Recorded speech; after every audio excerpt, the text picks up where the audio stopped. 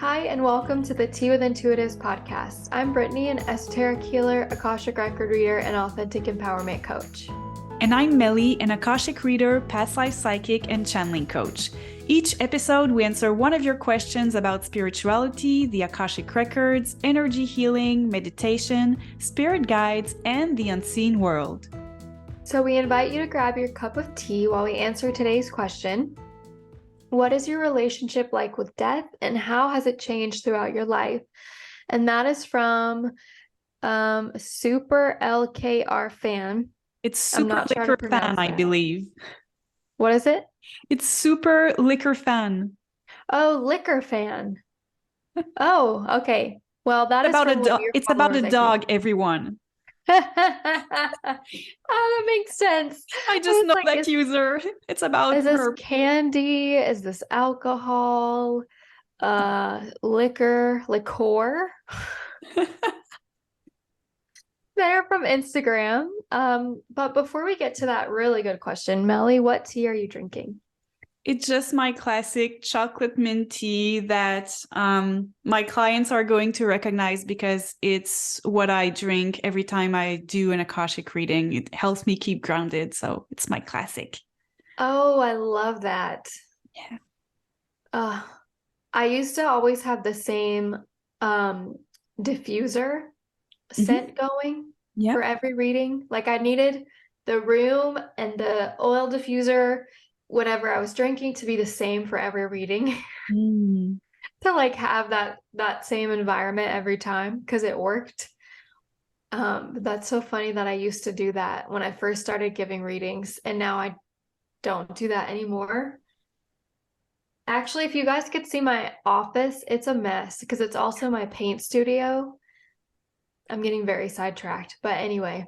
But it's good because we don't want people to imagine that our lives are perfect.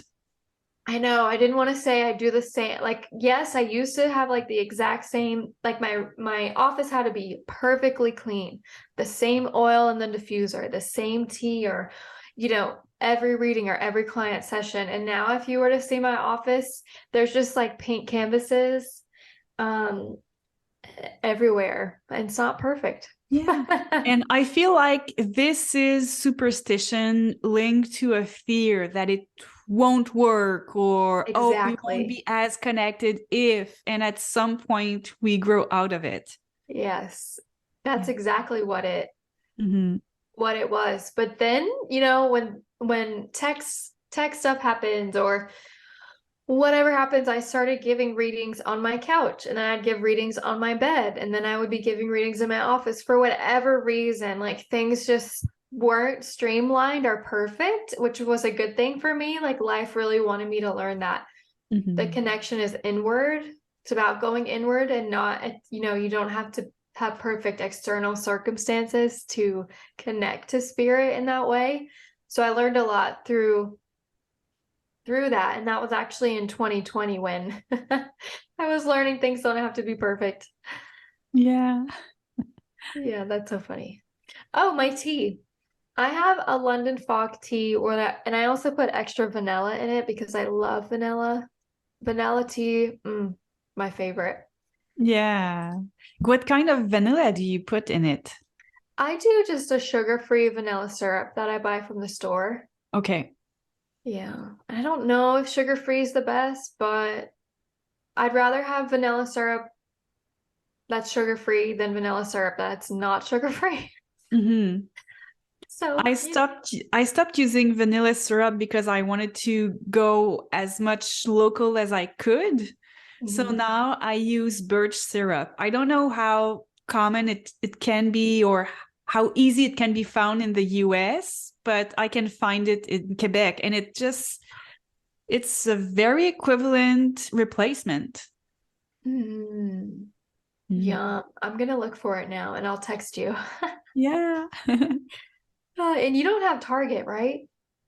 Not anymore. They went bankrupt because they weren't able to adapt to Quebec's market. I don't know if they went bankrupt in whole Canada, but in the province of Quebec, they didn't adapt. which is Whoa. really weird because nowadays, you need to adapt to every culture. It's even something I do in my work. I'm a translator proofreader, but I also do localization. So company want me to localize for the French Canadian market. And that's how advertisement works. You need to localize so that your ads work. But Target didn't do it and they lost the Whoa. Quebec market. Oh no. There's this interior designer I follow, but she's Canadian, and sometimes she and her husband will drive to the US to go to Target. Oh no. Why don't they buy local? It's super cute though. It's super cute. There's a designer that only sells in Target, Okay. so she goes to Okay, Target. I get it. I get it. Yeah, yeah. I don't have anything against Target. It's just that when I'm somewhere, I want to buy local. Like when I go to France, to see my step family in France, like I want to buy local in France, but I try not to buy French products while I live in Canada. It needs to It's like going to Starbucks in Italy. right. That's a Why good would you point. do that? I know. Okay. Okay, now let's talk about deep stuff, deep spiritual Okay, stuff, Brittany. we can Um, do this. so Super Liquor Fan wants to know what's our relationship with death and how it has changed us. So do you want to go ahead and start? Yes, I can go first. It's kind of sad.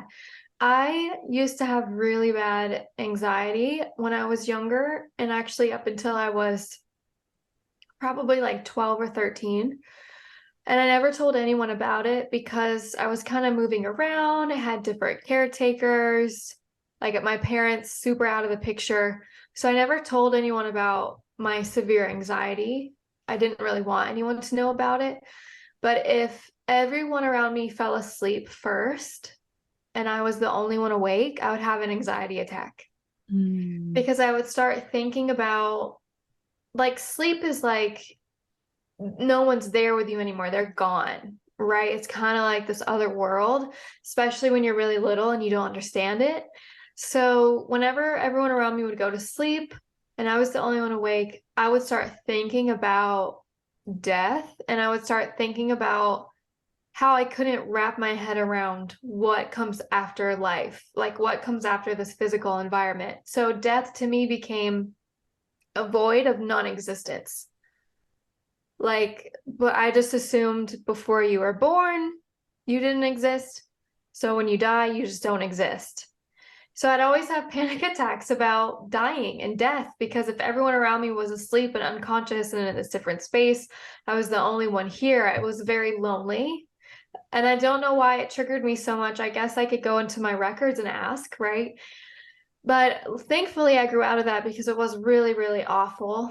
And I grew out of it because when I turned 14 is when I started the energy healing classes.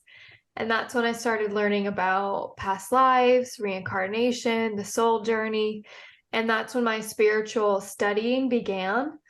So death for me used to be super like, um, there's nothing after death.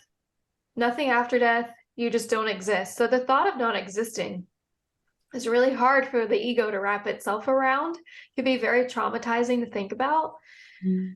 But when you are more in soul energy and when you're more focused on that higher vibration that is your spirit, that is a part of you, death becomes less of a fear and more of a return, more of a coming home. And through all of the readings that I've done and through all of the connections in that way that I've done to see loved ones who have passed that are still here, that are still hanging out with us, that are never really gone, that has been a huge healing experience for me around death. It makes sense to me that I would incarnate to have a huge fear of death to then heal that fear through the work that I do. Um, but yeah, that's my journey with death. It's definitely changed a lot, especially when I, started doing energy healing and realized we're so much more than meets the eye. So yeah, that kind of helped me release a lot of that fear. Mhm. Yeah, and you touched on something when you said that you were super scared when everyone went asleep and you were still awake. And I have a tip for people who have children that works well with my daughter because she kind of has the same anxiety. And she's lucky because I'm very spiritual. I'm kind of aware of how things work. And I talked to her about that. She's super open. She's super into it. And so I told her that almost each night I ask her if she wants to make a pact. And I go like this with my hands. Even though she's older now, I still do it. Like, you want to make a pact tonight? And then if she wants to, she's going to grab my hands and I say, okay, we're making a pact that our souls are going to meet on the astral plane tonight. So she knows that once I'm asleep and once she's asleep, our souls are just there waiting to meet on the astral plane. And when it's wanted by both parties agreed, it's always honored. The thing is, maybe we don't really need to meet as souls on that night, but I personally believe that we just do a little check-in, maybe a high five, and then we leave our separate ways, because maybe I need to go talk to a spirit guides or my husband's soul, who knows. I need to have different chats, but there you go. It's just a tip that I wanted to share that is so fun and easy if you're spiritual and your child is into it. If it's going to scare your child or they're too young, of course, don't do it. But when they're old enough and it's reassuring for them, I find it's a beautiful thing to do. That is so sweet. I love that. Yeah. I And love that so much. yeah, I kind of had a similar experience to you where I remember when I was a child, we weren't particularly religious, but I grew up in a small village in the province of Quebec. So at that time, you had Catholic religion classes, and they weren't asking if you want to do them or not. It was in the curriculum, and you would meet a sister at the church regularly, and it was just go with the flow. It's just how society works and you go with it. But I kind of always felt deep inside that, it's just not you die and there's hell or heaven. It was kind of a bit too reductive for me. And I had my mother who's like, well, she wasn't really religious, and she was saying, well, when you die, and it's just nothingness. So deep down, I believe that there was more, and I believed in reincarnation, but still I was a child. So the power of the parents and society was very, very strong. And that was a bit scary. It's just not knowing. And the first person who died around me was one of my grandmothers. And I was just like, where is she? I had this knowing that it couldn't be just it for her. I really knew that she was still alive, but still, where is she? I had no idea. My religion, the religion that I was brought into, didn't resonate with me or make any sense. So it was kind of a void or a mystery until my dad passed away. And I told that story many, many times, so I'm not going to go into details, but my dad helped me with my very first big spiritual awakening. And he led me to Journey of Souls by Michael Newton. And by reading that book, he hypnotized a lot of people that regressed all the way to the great beyond, to the spirit world, the astral plane. And so all different people from different cultures, religion, explained it the same way, and it resonated with me. So at that point, I felt completely awake, attuned with the world, and I really felt like I had a grasp of what was going on for me and for everyone, and how we're all connected. So now I am not scared of death. Like, I don't want to suffer physically, of course. The only thing, and it's an exercise now, I gave a homework class podcast. If I can give a homework to our listeners today, the exercise that I love and that I get a lot, because my specialty is channeling past lives. When I channel past lives, I like to go to the exact moment when the soul went out of the body, when the person died, but when the soul came out of the body and looked down at what was her body and what were the first thoughts. That is extremely powerful. And what I like to do with myself is, okay, if I would die today, what would I think? Or if I was just, close to dying, what would be my first thoughts? And my first thought would be, well, I was just beginning, because I'm just beginning channeling spirit guides. Well, it has been a while, but not that super long. So I'm like, I feel like I'm just dipping my toe into that pool of spirituality and helping others, and I want to go deeper. So my first reflex would be like, I'm not really scared of dying, but I'm just starting here, and I have a daughter who I want to accompany into her teen years, adult years, and guide her and help her, and also help other people. So that's what would be my first reflex. And then also think about all the other thoughts that you would have.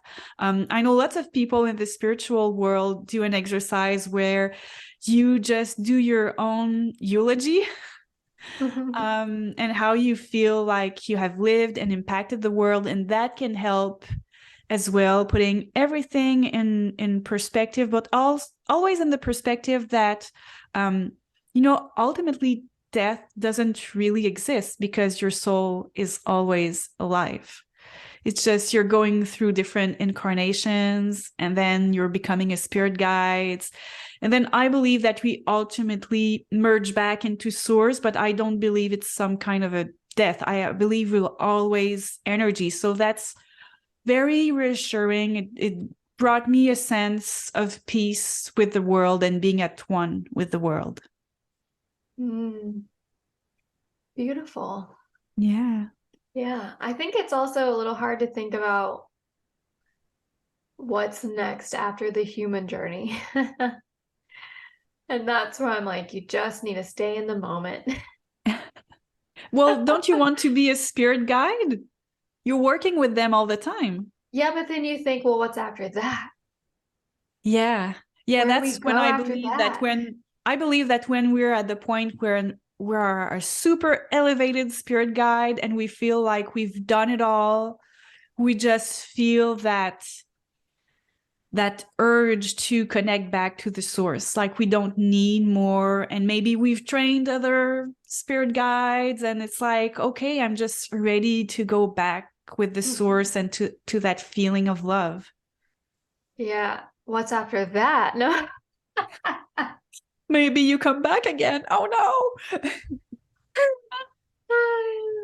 It's so funny. I had a dream a couple of months ago, and it's dreams can be super all over the place. Not all dreams are channeled, right? Like not all dreams are a message from divine. Some of them are just our imaginations. Yeah. But I was having this dream that I was being shown kind of how life works on a frequency scale.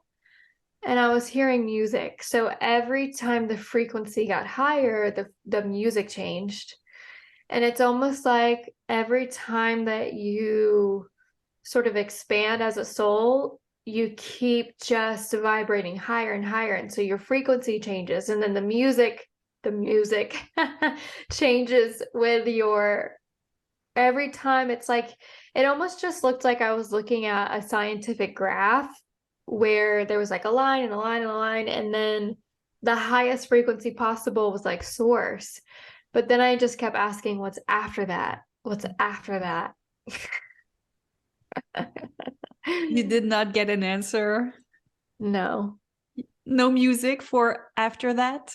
Actually, it was really intense. Like the music and the frequency was so overwhelming that I think it's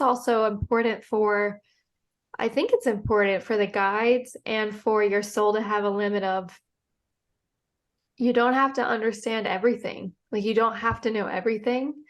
And that's why I keep reminding myself, just stay here, stay in the moment. Mm-hmm. It's so hard to do this work, and maybe you can relate, but I feel like it's so hard to do work in the Akashic Record sometimes, especially if some of the questions, they just want to know everything. Like we want to know everything. Yes, but I think you're touching on something super important. It's okay not to know everything, because nowadays, with Google and all the information, it's as if sometimes we speak with people and they're like, how come you don't know this? It's like, I don't need Just or because you're have to know psychic.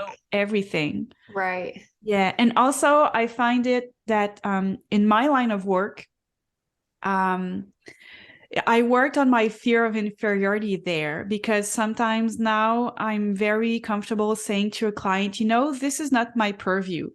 Like for any medical questions, I'm like, okay, maybe I can refer you to a medical psychic because I can help you on a certain level, but to be very specific, that's not my purview, and I cannot get the full grasp of everything.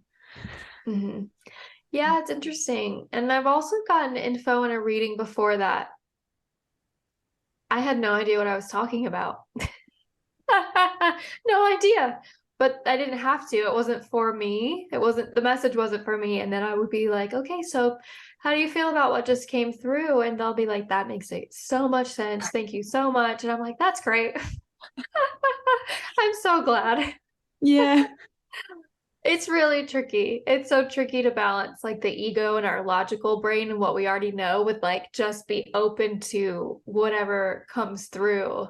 Mm-hmm. It's a balance for sure, but yeah, it's like death is an uncharted, adventurous territory that I think in today's world, the people who are closest to that are people who have had, near-death experiences or psychics, people who channel. And Right. so, yeah, it's like we get to be the gatekeepers for this transition between life and what comes after. It's Mm-hmm. really special. And there are more and more people talking about their NDEs, near-death experiences. And I feel that it's because more and more people need to know about what's going on afterwards, but also how we're always linked to the spirit world and we're always supported. Exactly. Yeah, for sure. Yeah. If anyone is interested, there's this company, or this place, and I'm actually gonna look it up. Um, so I recently wrote a paper looking at the scientific exploration of energy healing. And if you go and you type in IONS, ions, which is actually short for uh Institute of Noetic Sciences. This is an institute that specializes in the scientific study of energy healing and channeling. And they've published a couple of studies. So I think science is catching up to life after death and, our chakra system and how channeling is real because it can be proved through science. And so if you're interested, that's a company that I recently found that I was really excited about. This is what it says, they explore the interplay between scientific knowledge and inner knowing. Mm. So I think we are catching up, and I think it's really exciting to be here and a part of the collective while science is meeting what ancient philosophy and ancient knowledge has known. Thank you for listening to the Tea with Intuitives podcast. If you have a question for us, you can send it at teawithintuitives@gmail.com or via Instagram or YouTube. Your love for this podcast helps us grow and reach more like-minded souls, so don't forget to rate, review, and subscribe to this podcast. Have a beautiful week.